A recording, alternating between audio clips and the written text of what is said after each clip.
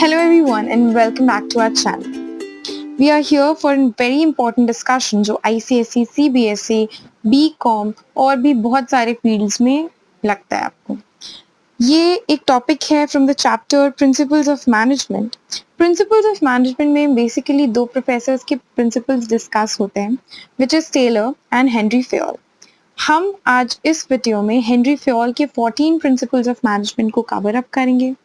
हर एक टॉपिक को अच्छे से समझेंगे और एक ऐसा टेक्निक सीखेंगे जिससे आपको ये 14 प्रिंसिपल्स बहुत ही जल्दी से याद हो जाए और आप भूलो ना कुछ भी, क्योंकि एग्जाम में बच्चे सीक्वेंस भूल जाते हैं या फिर उनको पॉइंट्स याद नहीं आते हैं. उनको अंदर का कंसेप्ट याद है बट मेन पॉइंट्स नहीं याद है. ये सारे छोटे छोटे इश्यूज होते हैं.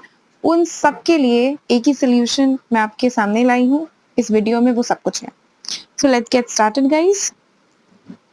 The very first principle is division of work. देखो ये जो प्रिंसिपल है इसमें मैं बोलूँगी कुछ एडवांटेजेस भी हैं और कुछ डिसएडवांटेजेस भी हैं, पर इससे भी पहले हमें जो समझना है वो है definition of this principle or the meaning of this particular principle.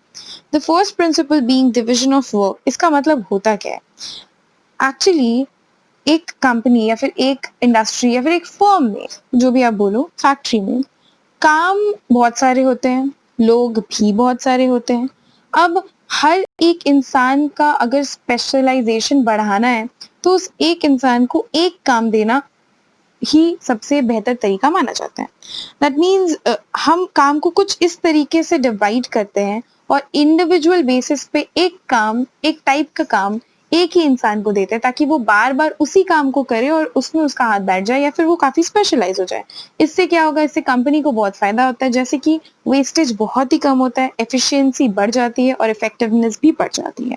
That means कोई भी एक पर्टिकुलर इंसान उस काम में बहुत ही ज्यादा स्पेशलाइज्ड हो जाता है. अब देखो इसके एडवांटेज तो मैंने आपको बता दिया. इसका डिसएडवांटेज क्या है? इसका बहुत बड़ा डिसएडवांटेज भी है.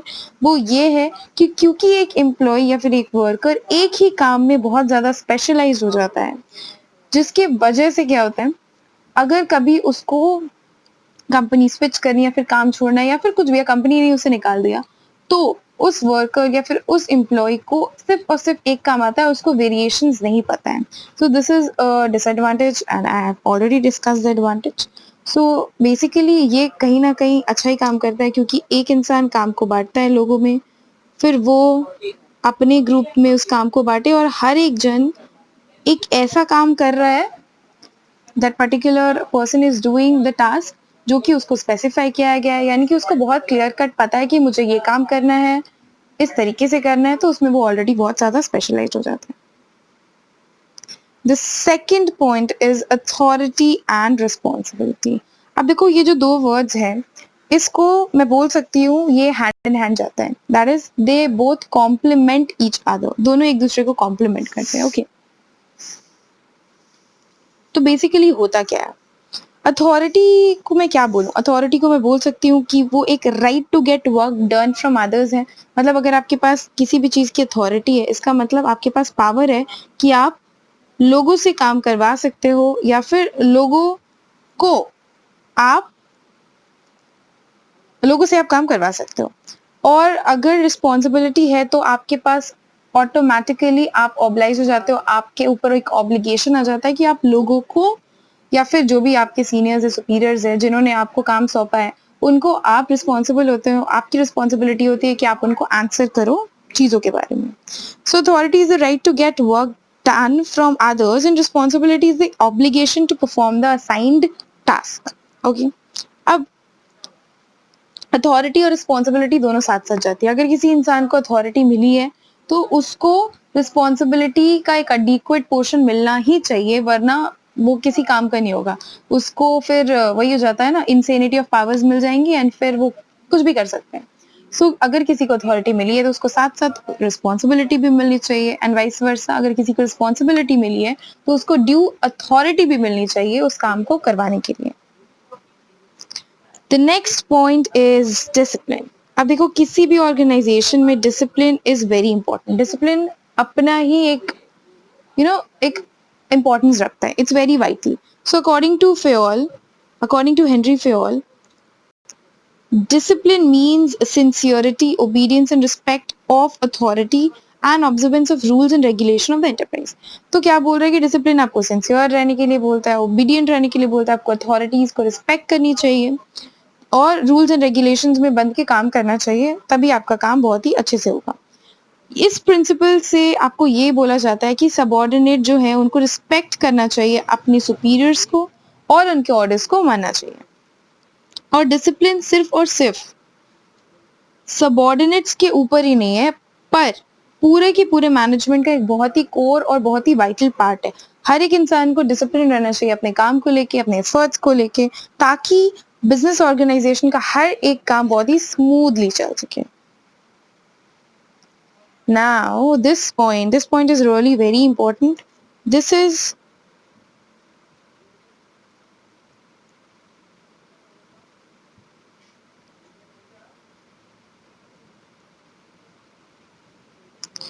unity of command. अब unity of command होता क्या है? So, according to this principle, an employee should receive orders from one superior only and be accountable to him.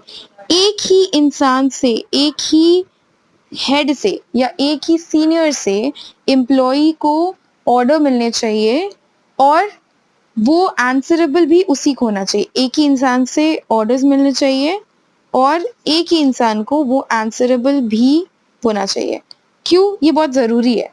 देखो, अगर डुअल कमांड आएंगे, यानी एक से ज़्यादा अगर हेड है उसके, एक से ज़्यादा उसको ऑर्डर्स मिल रहे हैं, तो डुअल कमांड की वजह से कहीं ना कहीं उनका डिसिप्लिन, लॉयल्टी, अथॉरिटी, ये सब कुछ बट जाएगा और कहीं ना कहीं बहुत कंफ्यूज हो जाएंगे। वो ये कंफ्यूजन क्रिएट करेगा अगर डुअल कमांड्स आएंगे उनको, जिसकी वजह से वर्क में डिलेज हो सकते हैं और इसकी वजह से क्या होगा, जो ऑर्गेनाइजेशन का काम है वो स्मूथली नहीं चलेगा। Right, it's very simple. अब ये मॉडर्न ऑर्गेनाइजेशन में बहुत ही ज़्यादा इम्पोर्टेंट है कि एक ग्रुप को या फिर एक टीम ऑफ एम्प्लॉयज को एक ही हेड रूल करे या एक ही हेड संभाले।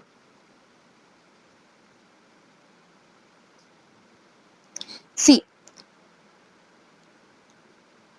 इफ देयर इज, अच्छा, ये रेड डॉट जो है वो सुपीरियर को कन्फ्रंट करता है या फिर डिटरमाइन करता है, और ये जो कहीं भी शिफ्ट नहीं हो रहा है, और ये जो ग्रीन डॉट है ये सबऑर्डिनेट को करते हैं। ओके, अब listen to me. Right approach क्या है? राइट अप्रोच है कि एक सीनियर या फिर बोल सकते हो एक सबऑर्डिनेट को एक ही सुपीरियर से कमांड आना चाहिए और वो उसी को आंसरेबल होना चाहिए। मतलब कमांड भी ऐसे आए और वो आंसरेबल भी एक को ही हो। अगर एक से ज़्यादा उसके सुपीरियर्स कमांड करने लगे तो वो लोग कंफ्यूज हो जाएंगे और डुअल कमांड की वजह से काफ़ी ज़्यादा डिले हो सकता है, डिसिप्लिन खराब हो सकता है और लार्ज ऑर्गेनाइजेशन में ये बहुत ही ज़्यादा हैपोजिट सिचुएशन क्रिएट कर देगा, जिसकी वजह से कंफ्यूजन हो जाएगा, डिले हो जाएगा काम में और स्मूथली काम नहीं चलेगा। Next topic is unity of direction. अब यूनिटी ऑफ डायरेक्शन क्या है मैम? बिल्कुल बताऊंगी मैं। ये आपका 5th प्रिंसिपल ऑफ मैनेजमेंट है उन 14 में से। अब मेरी बात को समझो, एक ही हेड होना चाहिए जो एक टीम को आगे लेके जा रहा है। अगर एक से ज्यादा हेड एक ग्रुप को लीड करने की कोशिश करेंगे तो ये लोग लीड नहीं, मिसलीड हो जाएंगे, है ना।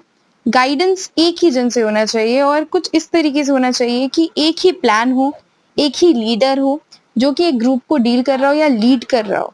वरना फिर वही बात हो जाएगी कि एक्टिविटीज कुछ इस तरीके से ब्लंडर हो जाएंगी कि कोई भी एक सुपीरियर सबको फिर कोऑर्डिनेट नहीं कर पाएगा। यानी कि हर एक ग्रुप ऑफ एक्टिविटीज एक ही ऑब्जेक्टिव के संग होना चाहिए और एक एक्शन प्लान के साथ होना चाहिए, वो भी एक सुपीरियर के अंडर। ये जो पॉइंट नंबर 4 और पॉइंट नंबर 5 कहीं ना कहीं थोड़ा सा लोगों को कंफ्यूजिंग लगता है। इसके लिए मैं इन दोनों के बीच का एक डिफरेंस आपके सामने बहुत ही जल्दी नेक्स्ट क्लास में लेके आऊंगी। So stay connected. अगर अभी तक सब्सक्राइब नहीं किया है तो प्लीज सब्सक्राइब कर दो हमारे चैनल को। You can also find us on Instagram. Instagram handle description box में already mentioned है. Next point, Next point is a subordination of individual interest to general interest. Now this is very important. देखो बात को समझो, कोई भी organisation किसी भी इंसान से बड़ी नहीं होती. हमेशा ह्यूमन रिसोर्सेज जो होते हैं वो सबसे ज्यादा इंपॉर्टेंट होते हैं. आप किसी भी ऑर्गेनाइजेशन में कितने भी मशीन्स भर दो, कोई भी फायदा नहीं है अनलेस एंड अनटिल वहां पे इंडिविजुअल नहीं है. और इंडिविजुअल को ज्यादा इंपॉर्टेंस मिलनी चाहिए. उनके इंटरेस्ट जो भी है, ठीक है, और गोल्स जो भी है वो कहीं ना कहीं बड़े हैं किससे, ऑर्गेनाइजेशन के इंटरेस्ट से.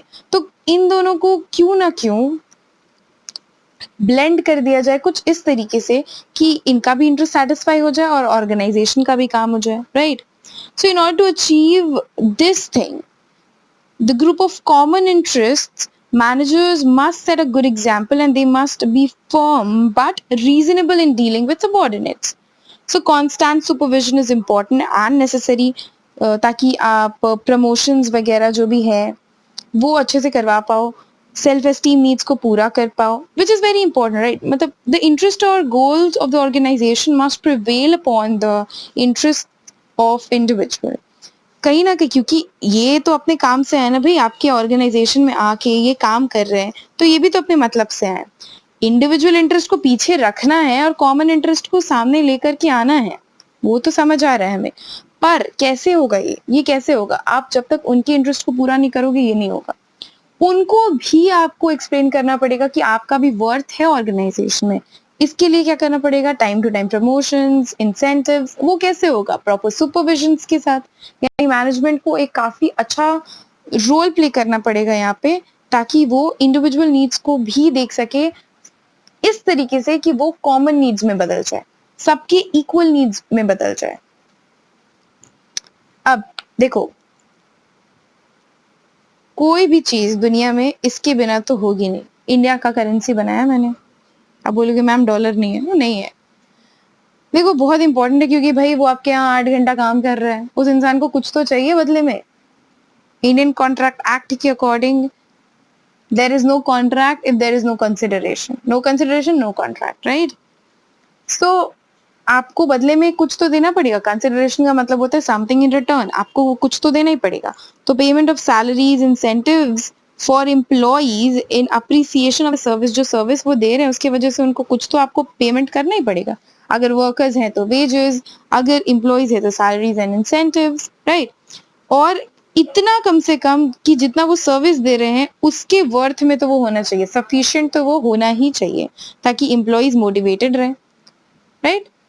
मेरी बात को समझो, जो ये सारे प्रिंसिपल्स आप पढ़े हो, 14 प्रिंसिपल्स, वो कहीं ना कहीं ऑफिशियल स्टाफ या एम्प्लॉइज इनसे डील करता है. बट जो आपके टेलर प्रोफेसर जी, टेलर जनाब के जो प्रिंसिपल्स थे, वो सारे के सारे रूट लेवल या फिर फ्लोर लेवल के लोगों के संग डील करते. That is labour class and wages, इनके संग डील होता था, इस रिस्पेक्ट में डील होता था. दोनों ही इंपॉर्टेंट है अपनी जगहों पे, ठीक है. सो रेम्यूनरेशन क्या है? रेम्यूनरेशन ऑब्वियसली वही है जो आप रिटर्न में देते हो अपने एम्प्लॉइज को, उनको मोटिवेटेड रखने के लिए, राइट. सेंट्रलाइजेशन और डिसेंट्रलाइजेशन. अब देखो कौन सा ऑर्गेनाइजेशन किस टेक्निक को अपना रहा है, कौन सा ऑर्गेनाइजेशन इस टेक्निक को अपना रहा है, कौन सा इस टेक्निक को अपना रहा है, ये तो ऑर्गेनाइजेशन के ऊपर है. ये प्रिंसिपल किसको रेफर करता है कि कितना क्लोज एम्प्लॉई है डिसीजन मेकिंग के लिए. देखो अगर मैं फ्योल जी की भाषा में बोलूं तो everything that increases the importance of subordinates is decentralization and everything that reduces the role of subordinate is centralization. तो कौन सा आपको चूज करना है अपने ऑर्गेनाइजेशन के लिए, वो मैनेजर्स के ऊपर है. पर इट इज इम्पोर्टेंट कि एप्रोप्रिएट बैलेंस दोनों के बीच में बना रहे. देखो सेंट्रलाइजेशन और डिसेंट्रलाइजेशन खुद में एक बहुत ह्यूज टॉपिक है.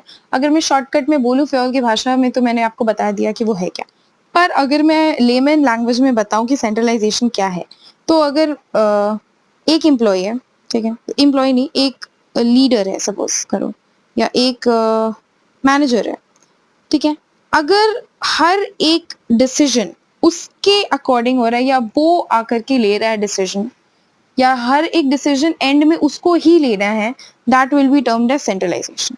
डिसेंट्रलाइजेशन क्या, अथॉरिटी कुछ इस तरीके से सबको दिया गया है कि जो बहुत बहुत बहुत इंपॉर्टेंट है सिर्फ वही वो ये देख रहे हैं, बाकी सारे के सारे जो भी रिस्पॉन्सिबिलिटी अथॉरिटी आपने क्या कर दिया है ना, डेलीगेट कर दिया आगे, आपने सामने वाले को पास ऑन कर दिया है और वो लोग डिसीजंस लेकर के काम चला रहे हैं, उसको बोल सकते हैं डिसेंट्रलाइजेशन। देखो बड़े बड़े ऑर्गेनाइजेशन में डिसेंट्रलाइजेशन ही मेनली होता है, पर there is a proper balance of centralization. अब ऑब्वियसली अब आप अपने कंपनी के प्रमोटर्स चेंज कर रहे हो, इतना बड़ा डिसीजन कोई सुपरवाइजर आके नहीं ले लेगा, वो आपके CEO and board of directors के बीच में ही मैनेज अप होगा। कॉर्पोरेट लैंग्वेज में बोलूं तो दोनों ही चीजों को बैलेंस करके चलना चाहिए, दैट्स इंपॉर्टेंट। मैं पक्का centralisation, decentralisation, unity of command, unity of direction, esprit de corps और एक दो पॉइंट स्केलर चेन, इसके ऊपर एक डिफरेंट वीडियो बनाऊंगी, छोटे छोटे वीडियोस 2 मिनट 3 मिनट की, जो सिर्फ और सिर्फ उस कंसेप्ट को ज्यादा अच्छे से दिखाते हैं। बाकी अगर आपको और भी कुछ चाहिए तो आप प्लीज मुझे कमेंट सेक्शन में या फिर मेरे कॉन्टैक्ट इन्फॉर्मेशन में बता सकते हो। Okay, the next one being the 9th principle of management out of the 14 is scalar chain. Now see, this is really very very important and a kind of interesting thing. So now, ठीक है, अब suppose करो मेरे को कोई information ना Z तक पहुंचानी है, Z नहीं, ये मेरा टूल ही नाच रहा है, मेरे को कोई इंफॉर्मेशन ना Z तक पहुंचानी है, ठीक है। तो पहले मान लो मैं यहाँ हूँ 1 लेवल पे, तो पहले वो जाएगा 1 to 2, 2 to 3, 3 to 4, 4 to 5 and then finally Z तक वो पहुंचेगा।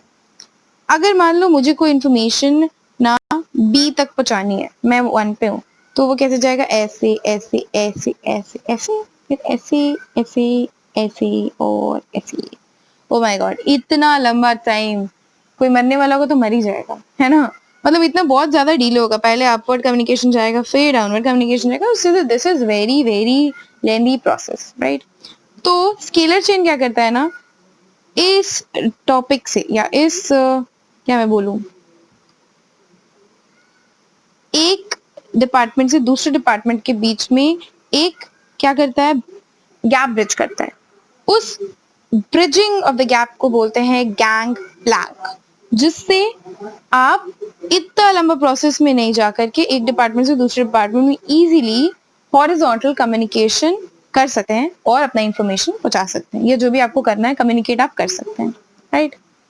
So it refers to the chain of superiors ranging from ultimate authority to the lowest rank, ठीक है। So आप कैसे चीजों को बहुत इजीली पहुंचा सकते हो वो आपको स्केलर चेन बताता है।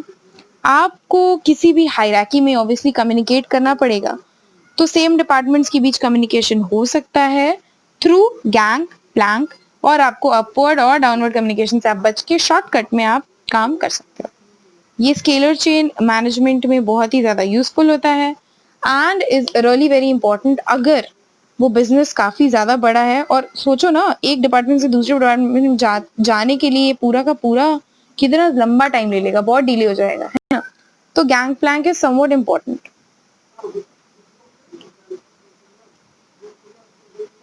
Okay, point number 10, order. Now what is order?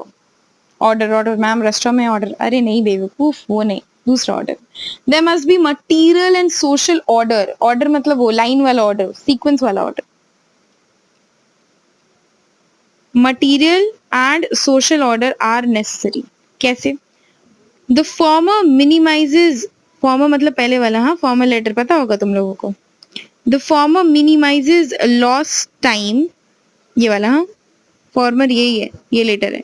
तो former minimizes loss time and useless handling of materials and the latter यानी ये वाला achieve through the organization and selection. तो देखो बेसिकली बोला क्या, दोनों टाइप के ऑर्डर होने चाहिए, मटेरियल ऑर्डर भी होना चाहिए और सोशल ऑर्डर भी होना चाहिए। अब देखो मटेरियल ऑर्डर की वजह से क्या होता है, मटेरियल ऑर्डर की वजह से मतलब अगर मैं बोलूँ तो वो होता है कि अ proper place for everything and everything in its right place. This is called what? Material order. मैं फिर से रिपीट कर रही हूँ, मटेरियल ऑर्डर क्या होता है? A proper place for everything, हर एक चीज का एक सही जगह और हर चीज अपनी जगह पे, that is everything in its right place. उसी तरीके से सोशल ऑर्डर भी इंपॉर्टेंट है, यानी कि लेटर वाला।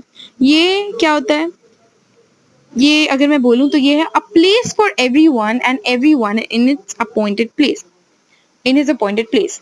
तो इसका मतलब क्या है, फर्स्ट वाला कैसे होगा कि आपके मटेरियल्स वगैरह यूजलेस तरीके से ना हैंडल हो, एक प्रॉपर जगह पे हो, जहाँ पे जो चीज होनी चाहिए उस जगह पे हो। फॉर एग्जाम्पल आपके घर में मम्मी सारी चीजें अच्छे से संभाल संभाल के रखती है, आप क्या करते हो, इधर उधर फेंक देते हो, तो टाइम किसका जाता है, पापा का। क्यों? क्योंकि पापा बेचारे ढूंढते रह जाते हैं वो सामान जहाँ मम्मी रखी है, पर वो है कहाँ, जहाँ आपने फेंक रखा है उसको।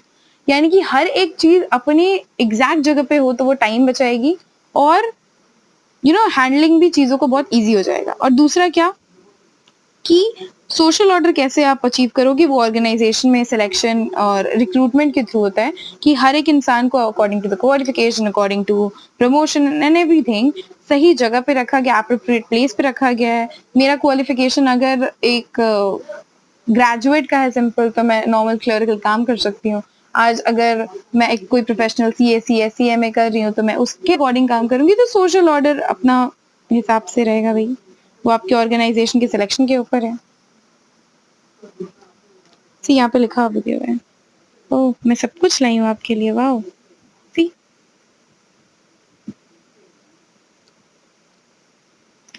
Okay, point number 11, equity. टिंग टोंग।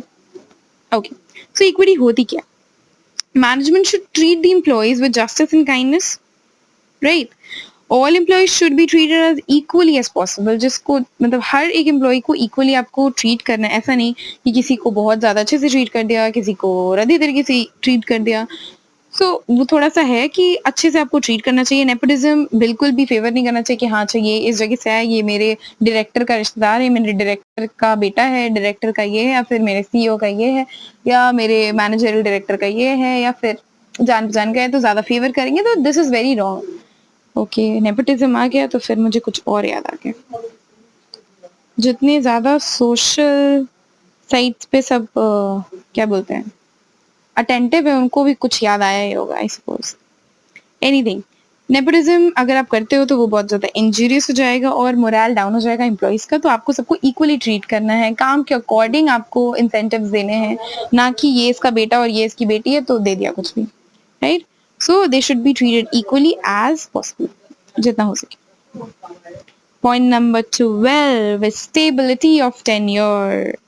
अब देखो मैम, पर्सनल का स्पेलिंग गलत है, अरे बेवकूफ, ये पर्सनल वो पर्सनल नहीं है, पर पर्सनल फोल वाला पर्सनल नहीं है, ये पर्सोनेल है। इसका मतलब होता है the people who are working in an organization, right? Employees बोल सकते हो तुम। So it takes time to learn and get used to a job. Time लगता है ना, ओरिएंटेशन वगैरह क्यों होता है आपका? क्योंकि आपको टाइम लगता है। ऑब्वियसली फर्स्ट डे जाके काम ही थोड़ी एकदम अच्छे से संभाल लोगे और इतना अच्छा कि प्रमोशन हो जाए, नहीं, आपको टाइम सीखना पड़ता है, राइट? तो उतना सिक्योरिटी ऑफ सर्विस तो आपको देना ही पड़ेगा। पता चला अभी फर्स्ट डे घुसा है उस इंसान को और इतना सारा टारगेट दे दिया, अचीव करना है, वो तो कर ही नहीं पाएगा इंसान, वो तो खुद ही पहले कंफ्यूज हो जाएगा। कहीं पे भी आप फर्स्ट डे जाते हो, यू नॉट दैट रिफ्रेशिंग, उतना ज्यादा आपको चीजें समझ नहीं आती है। तो प्रॉपर सिलेक्शन, प्रॉपर ट्रेनिंग, ये सारी चीजें बहुत इंपॉर्टेंट है, और थोड़ा आपको टाइम देना ही पड़ेगा उस इंसान को आपके एनवायरमेंट में डील करने के लिए या फिर एडजस्ट करने के लिए, ठीक है? जो स्टेबिलिटी ऑफ टेन्योर की वजह से जो एम्प्लॉय है, जो पर्सनल है, उसका अटैचमेंट, उसका लॉयलिटी, सब कुछ ऑर्गेनाइजेशन के लिए डेवलप होगा, उसके फॉर में डेवलप होगा, राइट?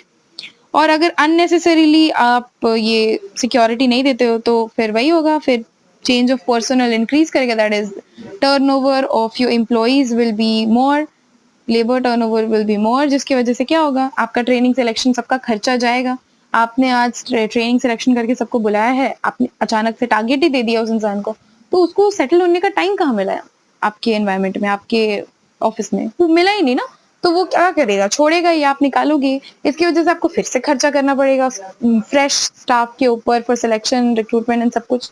तो दिस इज रॉन्ग। तो आपको उतना टाइम तो देना पड़ेगा किसी को भी कि वो आपके एनवायरनमेंट में ढल जाए, आपके ऑफिस के एनवायरनमेंट में ढल जाए। इसकी वजह से आपको भी फायदा होगा और उसकी भी लॉयल्टी और मोरल बढ़ेगा। पॉइंट नंबर 13, हम बहुत क्लोज हैं चीजों को खत्म करने के लिए। मैम आपने बोला था शॉर्टकट बताइएगा, बताऊंगी वेट। इनिशिएटिव क्या होता है देखना, ये वर्ड बहुत लोग यूज करते हैं। तुमने इनिशिएटिव ही नहीं लिया, क्या होता है ये? लिसन, ये देखो रेड भाई साहब व्हाइट भाई साहब लोग से आगे निकल रहे हैं। देखो हर एक इंसान को मैनेजरियल एटीट्यूड डेवलप करना चाहिए, या चीजों को लीड करने का एटीट्यूड डेवलप करना चाहिए। ये एक सोर्स ऑफ स्ट्रेंथ होता है किसी भी ऑर्गेनाइजेशन का। उनको भी ग्रो करवाना है, राइट? सो एम्प्लॉय सारे के सारे लेवल में उनको एनकरेज करना चाहिए चीजों को एग्जीक्यूट करने के लिए, चीजों को सोचने के लिए, ताकि वो कोई भी एक टास्क, कोई भी असाइन टास्क बहुत ही इजीली लेके करे, मतलब इजीली करे। तो अगर मैं बोलूँ तो ये मैं बोल सकती हूँ कि मैनेजमेंट को स्टेप्स लेने चाहिए या टू एनकरेज कि वर्कर का इनिशिएटिव बढ़े, लोग आगे बढ़ के काम करें, है ना, जिससे उनका एटीट्यूड भी बढ़े, उनको थोड़ा मैनेजरियल स्किल्स भी आए, और वो आउट ऑफ द बॉक्स सोच के चीज़ों को एग्जीक्यूट कर सके, किसी भी असाइन टास्क को बहुत इजीली भी कर सके, और रिस्क्स को एज एन अपॉर्चुनिटी देखे, ना कि एज,